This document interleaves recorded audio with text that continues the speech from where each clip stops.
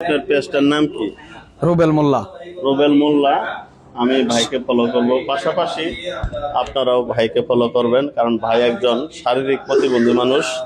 তারপরেও উনি আমাদের চরনন্দনাপাড়া যে আল আকসা একটা মসজিদ নির্মাণ করা হইতেছে, সেই মসজিদে বড় ভাই 10,000 টাকা অনুদান দিয়েছে।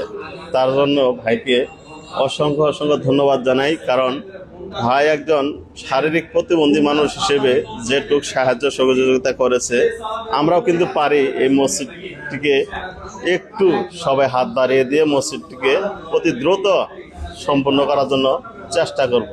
তো সকলেই আপনারা ভালো থাকবেন, সুস্থ থাকবেন, পাশাপাশি ভাইয়ের জন্য দোয়া করবেন। সেই সাথে আমি ভাইয়ের পেজের নাম হচ্ছে রুবেল মোল্লা।